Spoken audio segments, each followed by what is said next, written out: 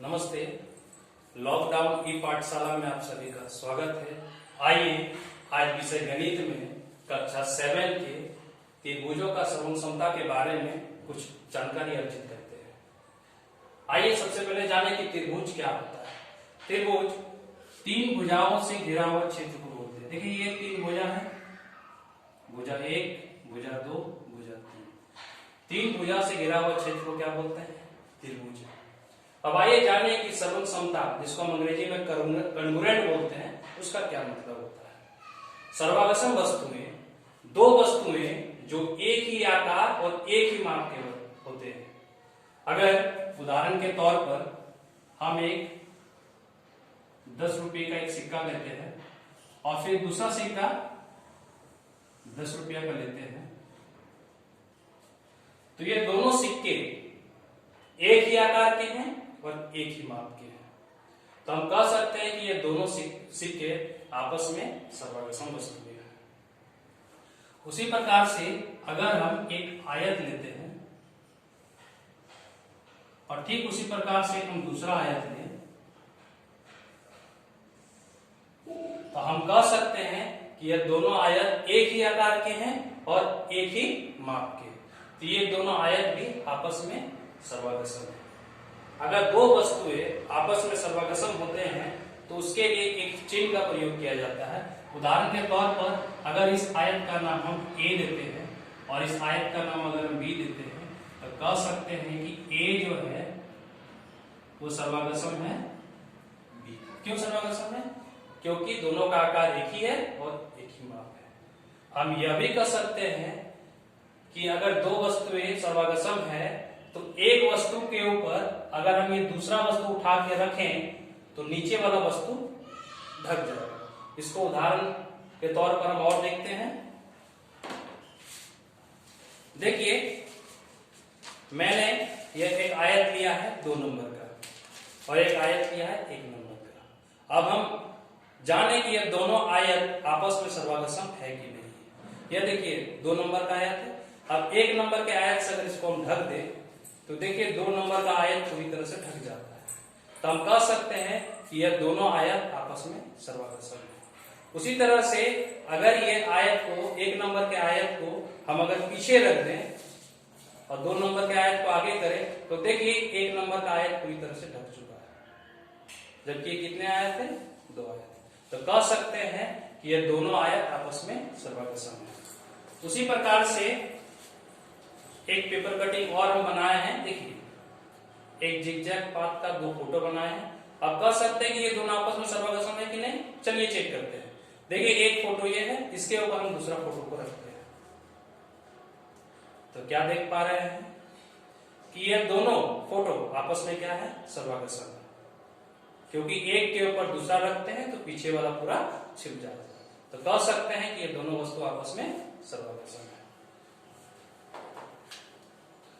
तो अब आगे बढ़ते हैं।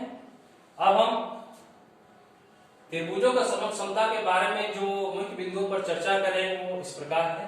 तल आकृतियों की सर्वम क्षमता, रेखाखंड में सर्वम क्षमता, कोणों की सर्वम क्षमता और त्रिभुजों का सर्वम क्षमता। आइए बारी बारी की डिस्कस करते हैं। आइए सबसे पहले जो डिस्कस करते हैं उसका नाम है तल आकृतियों की सर्वम क्षमता के बारे में। तल आकृतियों की सर्वम क्षमता।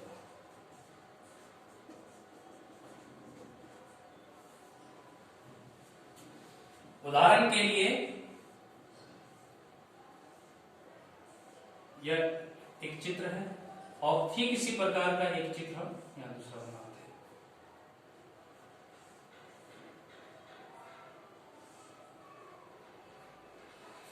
तो कह सकते हैं कि यह दोनों चित्र जो आपस में सर्वागसम है। कैसे? अगर एक चित्र के ऊपर दूसरा चित्र को बिठा दे तो दोनों का एक ही आकार और एक ही माप मिलेगा, तो कह सकते हैं कि यह दोनों चित्र आपस में सर्वागसम है।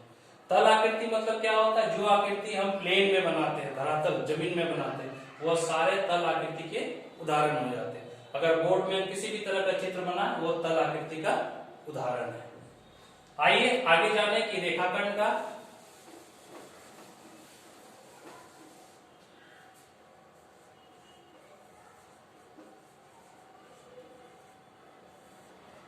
रेखाखंड में सर्वांग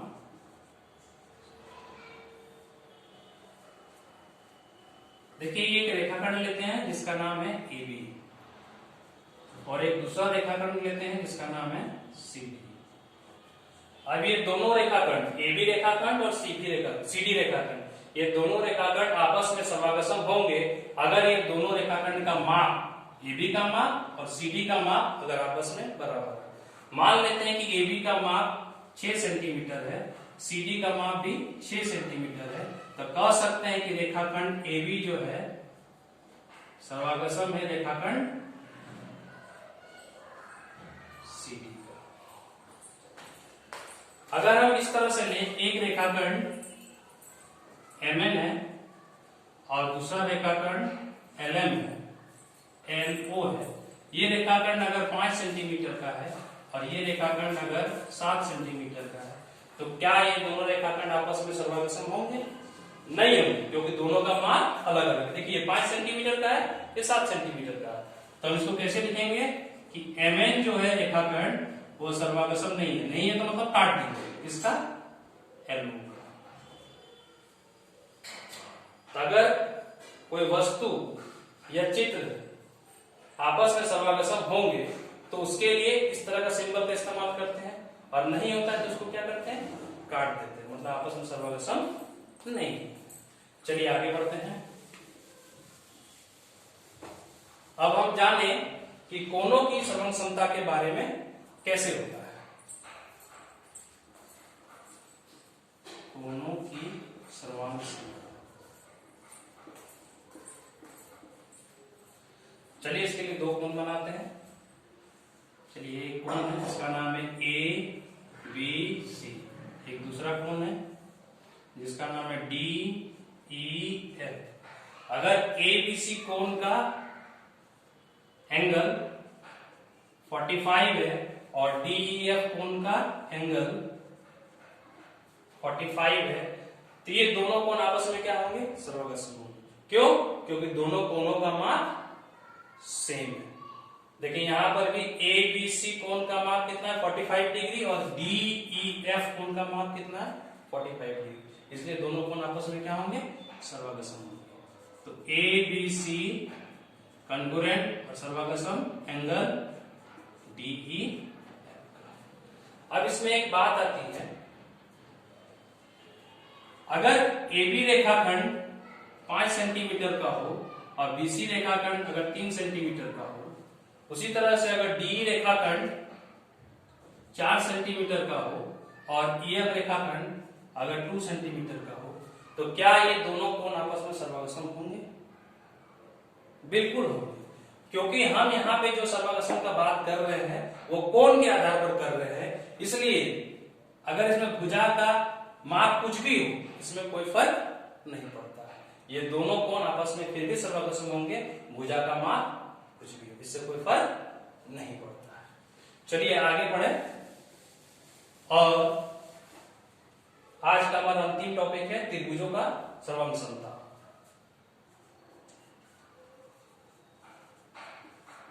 त्रिभुजों का सर्वांग समता। इसमें हम दो त्रिभुज लेते हैं। एक त्रिभुज ये है जिसका नाम ABC है, और एक हम दूसरा त्रिभुज लेते हैं जिसका नाम DEF है। हम ये मान लेते हैं कि AB जो है वो DE के बराबर है, BC जो है वो EF के बराबर है, और AC जो है वो DF के बराबर है। सभी भुजा का माप दे देते हैं। ये है 4 सेंटीमीटर, ये है 5 सेंटीमीटर, ये है 3 सेंटीमीटर। चलिए उसका इसका भी दिए, DE है 4 सेंटीमीटर, EF है 5 सेंटीमीटर, और ये है 3 सेंटीमीटर। तो दो त्रिभुज आपस में सर्वागसम होंगे अगर एक त्रिभुज का भुजा और कोण दूसरे त्रिभुज के भुजा और कोण के बराबर हो। अगर एक त्रिभुज का भुजा और कोण दूसरे त्रिभुज के भुजा और कोण के बराबर हो तो हम कह सकते हैं कि ये दोनों त्रिभुज आपस में सर्वागसम हो। इस तरह से भी हम बोल सकते हैं कि अगर एक त्रिभुज को उठा के दूसरे त्रिभुज में बैठा दे और पहला वाला त्रिभुज छिप जाए तो हम कह सकते हैं कि दोनों त्रिभुज भी आपस में सर्वागसम होंगे। तो हम कह सकते हैं कि AB जो है यहाँ पर इस पिक्चर के माध्यम से आप देख रहे हैं कि AB जो है किसके बराबर है, D के बराबर है। BC किसके बराबर है, EF के बराबर है। AC किसके बराबर है, DF के बराबर है। तीनों हो जाए। अब देखिए 4 सेंटीमीटर 3 सेंटीमीटर के बीच कोण A है और फिर यहां पर देखिए 4 और 3 के बीच कोण D है। तो हम यह भी कह सकते हैं कि कोण A जो है वो किसके बराबर होगा, D के बराबर होगा। देखिए 4 और 5 के बीच B है तो 4 और 5 के बीच E है, तो हम कह सकते हैं कि कोण B जो है कोण E के बराबर होगा। एंगल B जो है एंगल E के बराबर होगा। उसी प्रकार से देखिए 3 और 5 सेंटीमीटर के बीच एंगल C है और यहाँ भी 3 और 5 के बीच F है, तो हम कह सकते हैं कि एंगल C जो है एंगल F के बराबर होगा। इस तरह से हम कह सकते हैं कि दोनों त्रिभुज ABC कॉन्ग्रुएंट है या सर्वागसम है किसका, त्रिभुज DEF।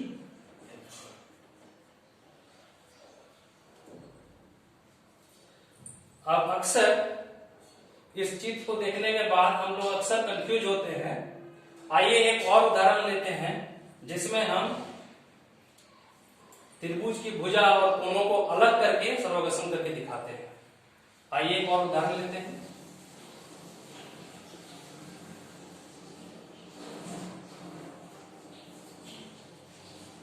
एक त्रिभुज लिए जिसका नाम है PQR, एक दूसरा त्रिभुज लिए जिसका नाम है LMN। अब मान लेते हैं कि PQ 3 सेंटीमीटर है और LN 3 सेंटीमीटर है।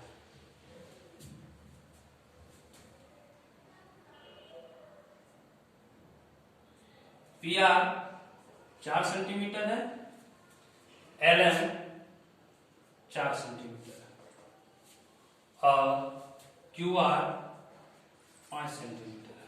इसमें MN 5 सेंटीमीटर।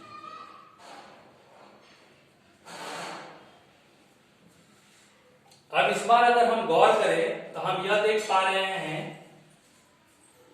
कि PQ भुजा जो है वो LN के बराबर नहीं है। इस बार किसके बराबर हो रहा है, LN के बराबर है।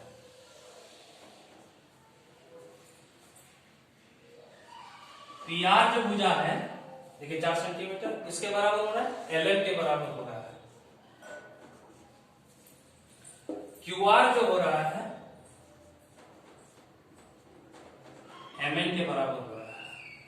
उसी तरह एंगल को भी देखते हैं। देखिए 3 और 4 सेंटीमीटर के बीच में जो एंगल है वो P है। एंगल P जो है एंगल L के बराबर है। देखिए 4 और 5 सेंटीमीटर के बीच में जो है एंगल R है, तो एंगल R जो है वो किसके बराबर होगा, 4 और 5 के बीच कौन एंगल है, देखिए तो 5 M, एंगल M के बराबर होगा।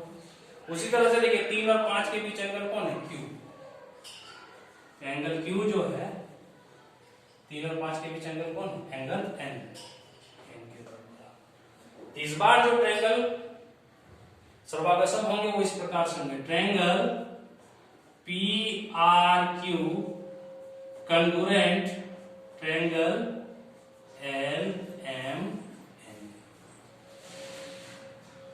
यहां गौर किया जाए, देखिए P जो है L के पास चला गया, R जो है M के पास चला गया, Q जो है N के पास चला गया। तो ऐसा हमेशा जरूरी नहीं कि ये अगर भुजा है तो यही भुजा होगा। इसका मेजरमेंट यहाँ देखना पड़ता है कि कौन कौन से माप यहाँ पे दिए गए हैं, उसी के अनुसार यहाँ पे दोनों त्रिभुज को हम सर्वगसम करेंगे। तो आज हम लोग जो बात किए वो तल आकृतियों की सर्वसमता के बारे में बात किए, रेखाखंड में सर्वसमता के बारे में बात किए कोनों की समूह क्षमता के बारे में बात किए और त्रिभुजों का समूह क्षमता के बारे में बात किए। अगले क्लास में, अगले वीडियो में हम इसके प्रॉपर्टी के बारे में बात करेंगे। तब तक के लिए धन्यवाद।